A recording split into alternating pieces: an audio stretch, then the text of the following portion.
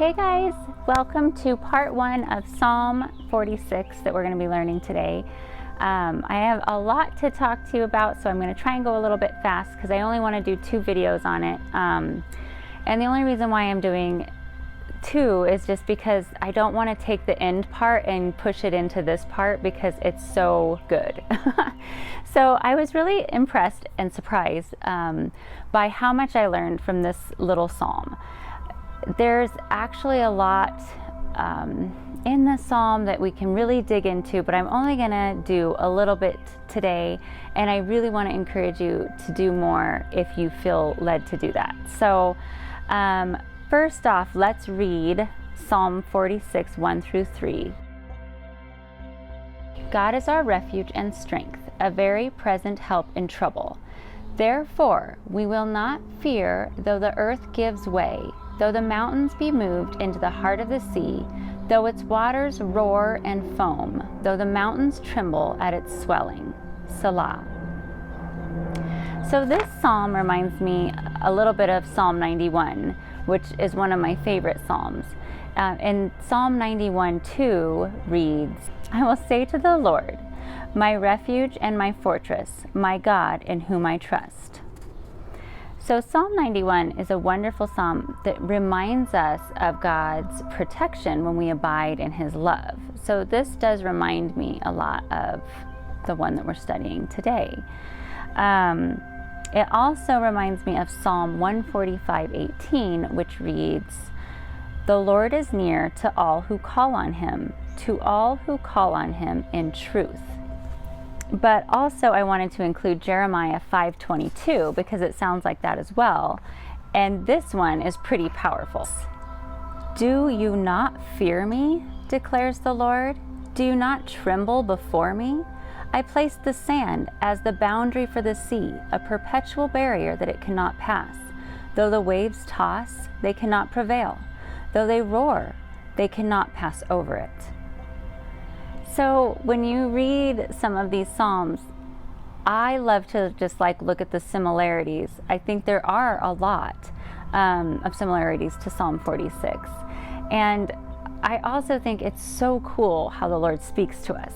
And that's one thing I really love about learning about the Bible, is that when something stands out to you in a psalm or in some scripture, when you're studying, that's where you dig. The Lord puts these little gifts or seeds in there, and when something sounds off or wrong or weird, that's when you look throughout the other scriptures and see what does this mean, and is there more to this? Because usually there's more to it. So that's one of the things I really wanted to discuss about this psalm. There's some really cool pieces to it. So I want to read the second part, the second stanza, and then get into what some of the meat of it. Psalm 46, 4 through 7 reads, there is a river whose streams make glad the city of God, the holy habitation of the Most High. God is in the midst of her, she shall not be moved. God will help her when morning dawns. The nations rage, the kingdoms totter. He utters His voice, the earth melts. The Lord of hosts is with us. The God of Jacob is our fortress. Selah. So a little side note about this section. When I was doing research on this psalm, I saw verse 5, which is God is in the midst of her, taken out of context quite a bit. So I wanted to kind of just press into that a little bit, because in this psalm, they are referring to the city of God as her. And the city of God was Jerusalem. So even though, this can apply to us in our day, because as the bride of Christ, we are included in the city of God. So I am going to include an article for further study on the city of God, and then just more of that wording that we were talking about, it being Jerusalem. So in case you wanted to study it a little bit further, then you are able to do so. But now getting into more of the interesting side of this psalm, which I believe is all the prophetic connotations that come with studying this psalm. There's a lot of wording in there that refers back to a lot of the prophets. And so I wanted to kind of dig into that a little bit today. Let's look at verse 4 in this psalm, which says, "There is a river whose stream make glad the city of God, the holy habitation of the Most High." In this psalm, you'll notice that it's talking about a river whose streams make glad the city of God. So right now there's not a river going through the city of God. There are some prophetic verses that talk about this river.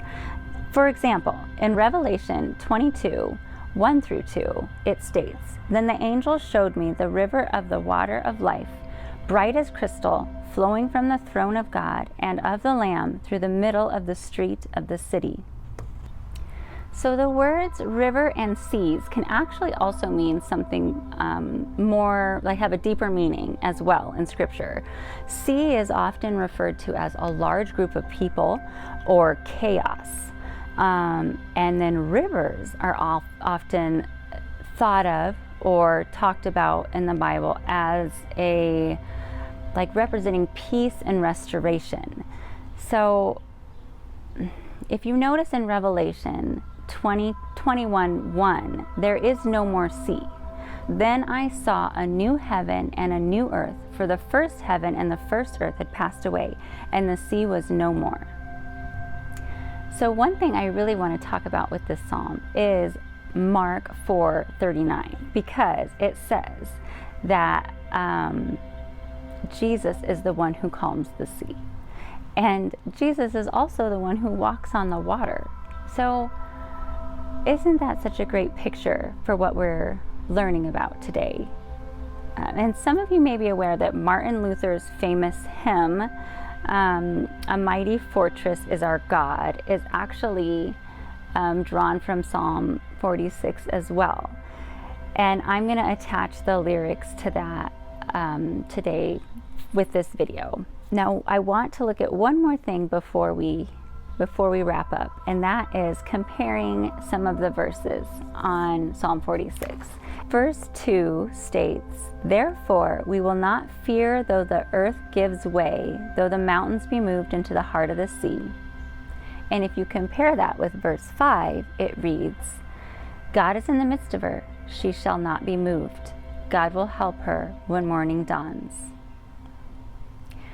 So what a great reminder of all the chaos that's going on in our world and in our lifetime. And not even just in this situation, but just what we deal with on an everyday basis. It's such a great reminder that through it all, the Lord's in charge. God will not be moved. Revelation 22:13 states, "I am the Alpha and Omega, the first and the last, the beginning and the end." And thank goodness for that. So next time, let's talk a little bit more about Jesus calming the sea and walking on water. Thanks for joining me. I love you guys, and I hope that you are enjoying this study.